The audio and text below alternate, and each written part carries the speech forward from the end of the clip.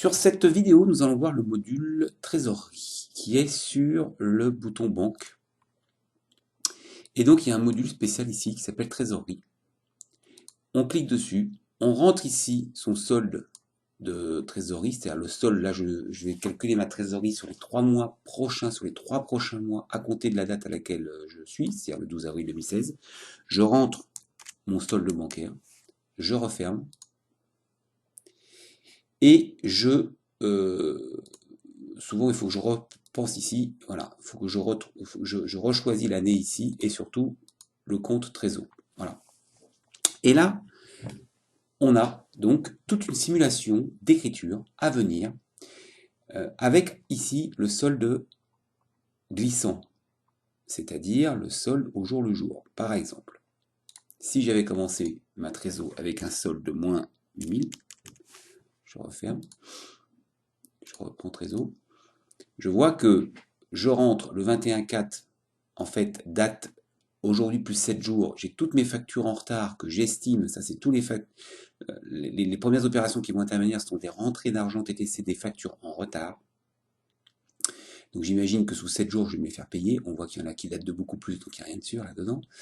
Et puis à gauche, on voit là ce sont des dépenses, on va voir où est-ce que je les ai paramétrées. Et puis je vois mon solde glissant, donc il passe jamais, si il passe négatif, là, on le voit à la fin. Parce qu'il y a les OD du 30 mai qui passent, donc mon solde passe négatif ici, en rouge à gauche. Donc, comment se fait le calcul de cette trésorerie sur des écritures à venir? Eh bien, c'est très très simple. Il y a d'abord tout ce qui concerne les factures. Donc, si je prends une facture, n'importe laquelle, vous êtes en principe, et c'est cette date-là qui sera prise en compte, la date qui est ici, qui sera la date d'échéance. Donc c'est cette date-là qui est prise en compte pour le règlement TTC prévu pour cette facture, donc pour toutes vos factures clients.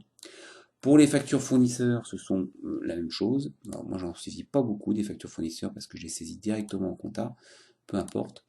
Facture fournisseur, ce sera le montant TTC, je n'ai aucune. J'en ai aucune. Montant TTC et date d'échéance. Et puis, il y a aussi tout ce qui est OD. Donc c'est un type de pièce particulier, OD.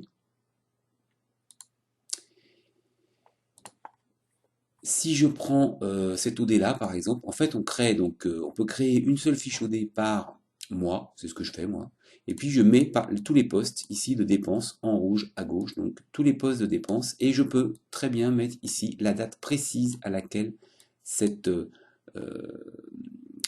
cette dépense aura lieu. Par exemple, je sais que on va prendre Google, plutôt tendance à les payer le 15, donc je mets le 15.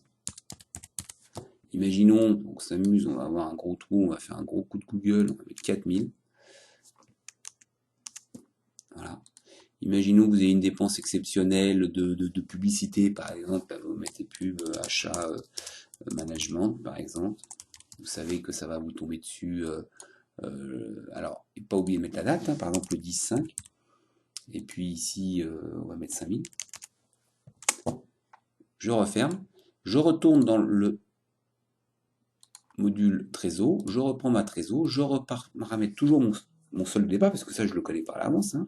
Donc on va mettre 2000 euros par exemple. Je referme, je choisis trésor pour qu'il rafraîchisse. Voilà. Et alors là, sûrement qu'aux alentours du... Ah ben, ça suffit, on a ce qu'il faut, mais on retrouve ici, vous voyez, l'achat de pub. On retrouve ici les 4000 de Google, qui me font passer, ici, on le voit, au 10,5. J'étais à 15 665 au-dessus, je passe à 10 667. Et puis là, avec mes 4000, je passe à 6 612, 917, pardon. Donc en fait, le solde évidemment à gauche, il est le même chaque fois qu'on est le même jour. Mais évidemment, c'est quand ça change de jour, là je vois le 4-5, et que ça prend les opérations du jour. C'est pour ça qu'au début, j'ai beaucoup d'écritures au 21 qui sont les premières écritures à venir, parce que j'en ai pas avant visiblement date d'échéance, surtout de toutes les factures qui sont en retard. Et puis, après, je suis un peu étonné de ne pas avoir facture entre le 12 et le 21, mais bon, c'est possible. Et donc en bas, bien sûr, toujours, hein, le cumul débit, le cumul crédit, le cumul débit et le solde. Donc ça veut dire qu'au bout du bout, je dois arriver à 1032,30 de solde.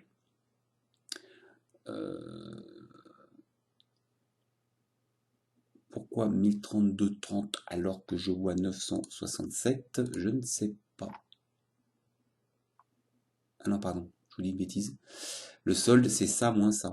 Il n'y a pas le solde de départ. Donc comme j'avais mis 2000, et bien effectivement avec mes 2000, j'arrive à 967,70. J'arrive à 967,70 le dernier jour. Le 1032,30 ici étant la différence entre le cumul débit et le cumul crédit. J'ai donc dépensé plus que ce que je n'ai gagné sur les 3 prochains mois. Mais j'arriverai quand même a priori en positif. Voilà.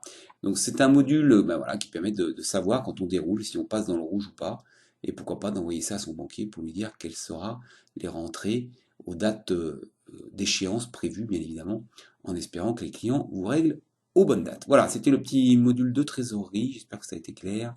À bientôt, merci.